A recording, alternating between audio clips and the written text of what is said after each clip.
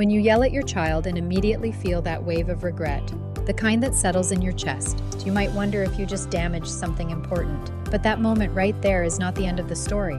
And most parents never realize that what happens in the next 60 seconds afterward actually shapes your child more than the yelling itself. In many ways, it's the beginning of something deeper, because what you do next can either create distance or rebuild connection in a way that actually makes your relationship stronger. I want to walk you through a simple, gentle 5-step way to restore things after yelling, so your child doesn't just hear your words, they feel safe with you again. And just as importantly, so you can walk away from the moment thinking, I handled that differently this time. Let me tell you a story that might feel familiar. It's the end of a long day. Dinner dishes are still on the counter, your mind is already moving toward bedtime, and your child, let's call him Ethan, is sitting on the floor, completely absorbed in building something. You've asked him once to clean up, then again, maybe even a third time, and nothing changes. The toys are still scattered, your patience is thinning, and suddenly your voice comes out louder than you meant it to. Ethan, I've asked you 3 times. Clean this up right now. And the moment the words leave your mouth, you feel it. That sharp awareness. Maybe Ethan freezes, maybe his eyes fill with tears, maybe he yells back, or maybe he just shuts down completely. And now the room feels different, heavy, distant. If you've been there, you are not alone. Every parent has moments like this. You're tired, you're carrying the weight of the day, and your child isn't responding the way you hoped. But here's the shift that changes everything. Yelling is not the end of the story. Repair is where trust is built. And as we walk through this, I want you to notice something. This isn't just about calming a moment. It's about shaping the voice your child carries inside. Your child doesn't need a perfect parent. They need a parent who knows how to come back. Because it's not the mistake that shapes them most, it's what happens after. So let's walk through what that can look like. The first step is to pause, not for your child, for you. Your nervous system sets the tone for everything that follows. If you move in too quickly, still frustrated, still elevated, your child will feel that immediately. So take a breath, even just a few seconds. If you need to turn away, place your hand on the counter, or quietly inhale and exhale before you speak again. That's not failing, that's leading. Because when your body slows down, your child's body begins to slow down too. They don't just hear your words, they feel your state. And even if nothing else changes yet, this moment right here is already shifting the outcome. Now when you're ready, gently name what happened. Not with shame, not with blame, just with calm clarity. You might say, I raised my voice just now and that probably felt really big. Or, that came out louder than I meant it to.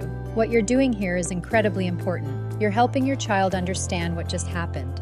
Because without this step, children often create their own meaning. And it usually sounds like, I did something wrong, or I'm in trouble. But when you name it clearly, you're gently telling them, this moment is understandable, and we're still okay, instead of just feeling it.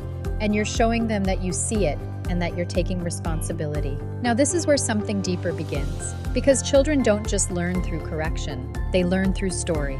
And they learn through the identity we speak over them. You might say, sometimes when big feelings come out fast, it can feel like a storm just rushed through the room. And then gently, stories help us understand those moments. You can even bring it into your family rhythm. In our family, we all have moments where our feelings come out bigger than we meant them to.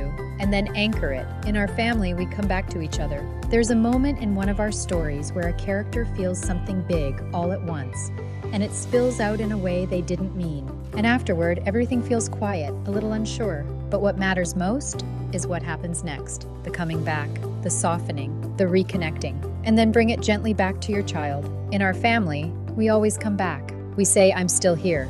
Because children remember stories far longer than instructions. Stories settle into the heart, in a way rules never can. And gradually, these small repeated stories become the way they understand themselves. Do you feel what that does? You're not just correcting behavior anymore, you're shaping identity. And if this way of approaching your child feels different, that's because it is. This is what we call a story-formed rhythm.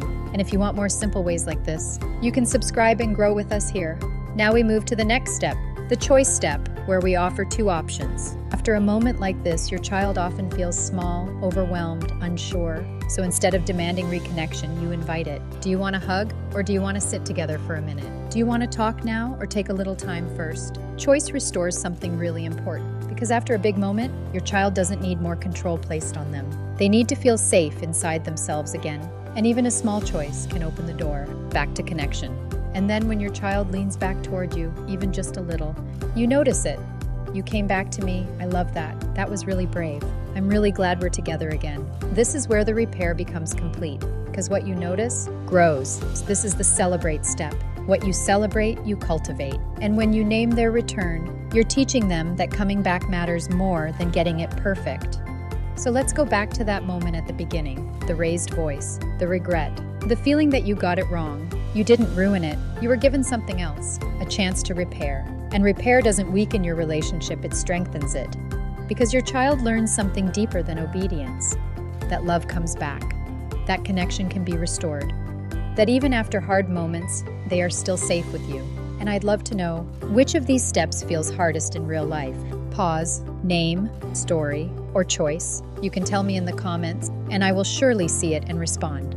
So let's go back to that moment at the beginning. The raised voice, the regret, the feeling that you got it wrong. What if that moment wasn't the damage, but the doorway? Because what your child remembers most is not that you yelled, but that you came back. And gradually, these small moments of repair become the voice your child carries inside.